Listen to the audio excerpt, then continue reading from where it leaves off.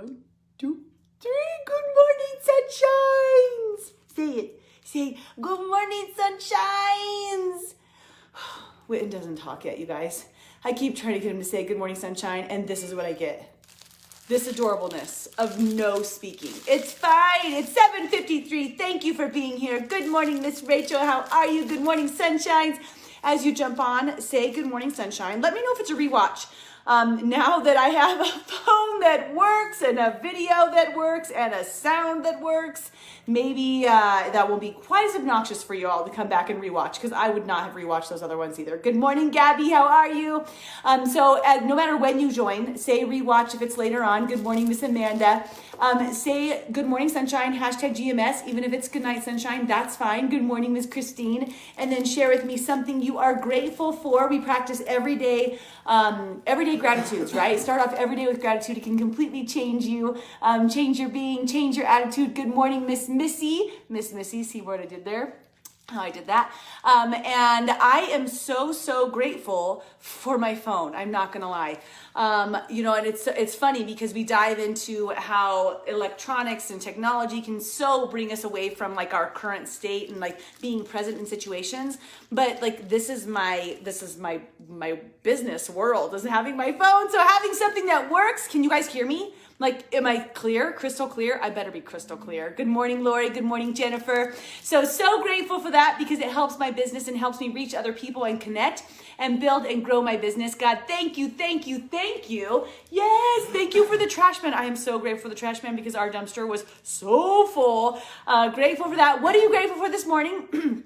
On Monday, we just touch base on one of our savers each day. Silence, affirmation, visualization, exercise, reading, and scribing. On Mondays, we talk about our mindfulness, right? Our meditation, our silence. What do you do to get quiet? What do you do to get silent? How do you make that a priority in your life? Answer it the same way every single week, you guys. So like for my little regulars on here, love you guys so much. It does help, doesn't it, Miss Missy? What are you doing? Because people will watch your answers and read so that people can come together. Morning, Joey. How are you? So grateful for the family's health as well. All right. Today we're talking about your perfectionism. And we're talking about how it might be your worst enemy.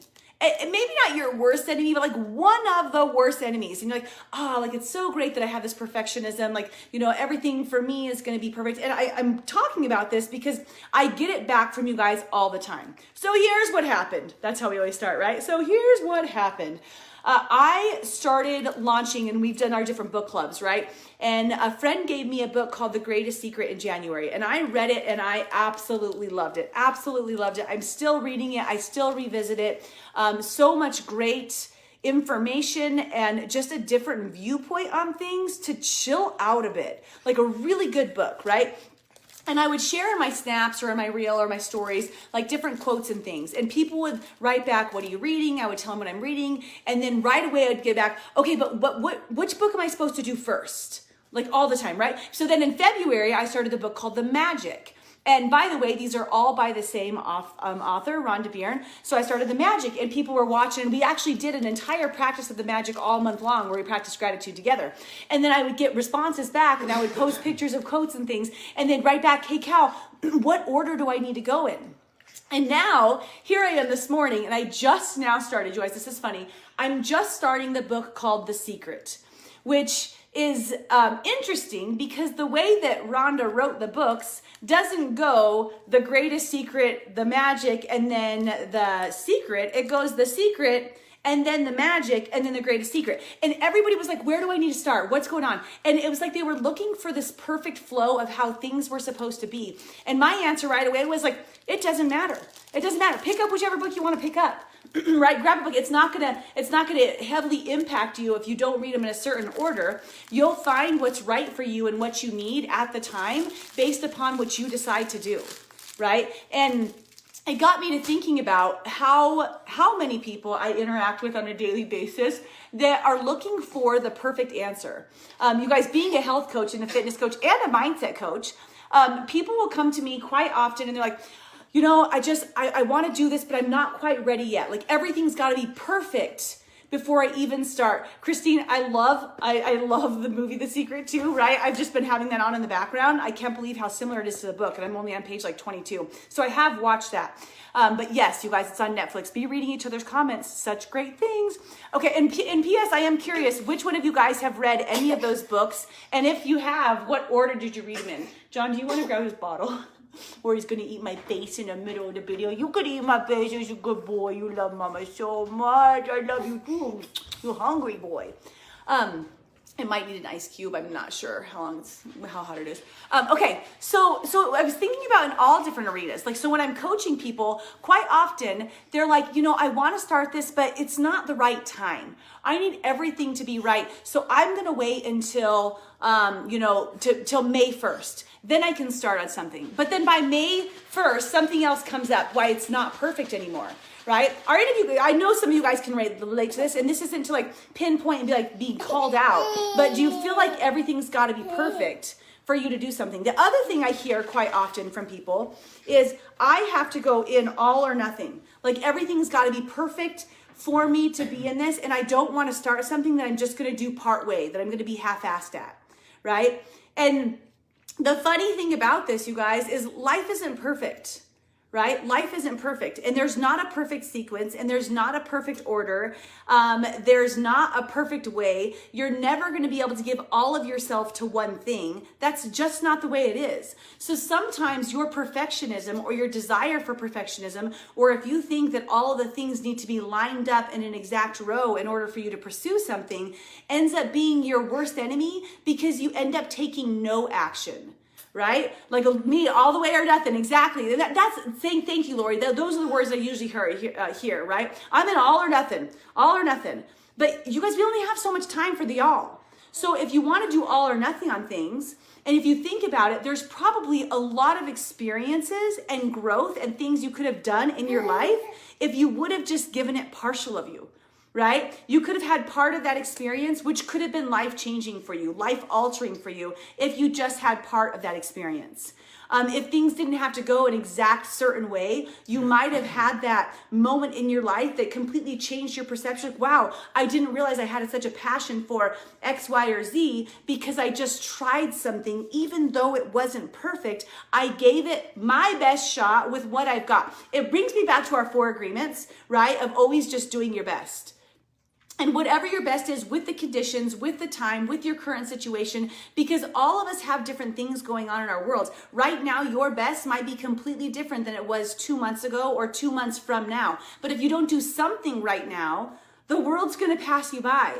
So your perfectionism, your need for the all or nothing, your need for knowing the exact order, the exact way, could be completely stagnating your experiences and your growth. And it's, you can just listen to that in one ear and out with the other, right? Or you could kind of pull in and think about some instances in your life. Like, was there a time where you were going to start exercising, but you couldn't do it because before you started exercising, you needed to find the perfect gym, you had to have the perfect membership, you needed to buy the perfect shoes, you needed to get the perfect outfit, you needed to make sure that all the things lined up and the timing, where really all you needed to do was walk outside and go for, like, just open the door and go for a walk. Like, that could have been all you had to do. But instead, all the perfectionism and needs for that could have led you to that point. I see this too with my clients for like their nutrition change. They're like, nope, I can't, I gotta wait because I got this one thing coming up. There's the one function, and if I'm not, I gotta be all or nothing. So, it's gotta be perfect.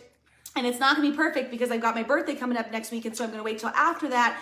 And then there's an excuse after excuse after excuse. Or I need to go shopping and have all the exact right things and all the exact right stuff and clean out my cabinets and get rid of old things. No, those are good things, by the way. It's great to go all, to feel like you're all in on something is amazing. Just have the recognition that that's not your all in. You're not all in one area because there's so many different areas of your life. And that's the way it's supposed to be. So when we talk about life balance, right, that you're like, you picture like, oh yeah, I've got perfect balance in different areas. It's not the way it is. Sometimes you're leaning this way and sometimes you're leaning that way, and that's okay, right? So point of today's video of our Good Morning Sunshine, where I do believe you guys can hear me because I haven't gotten any comments that you can so far, is it doesn't have to be so damn perfect. You don't have to be so damn perfect. You don't have to look so damn perfect. Your actions don't have to be so damn perfect. Literally, You can go through life and have a little bit of fun and laugh at yourself. There's laughable situations. And you know what's so fun? I love this. One of our coaches, she decided to say, instead of being upset about something, you say, well, isn't that interesting? Maybe you did read the books in the wrong order, right? And afterwards, like, well, isn't that interesting? Maybe I'll go back through and read them this way now. But it's just not the case the majority of the time. Just a little bit of action.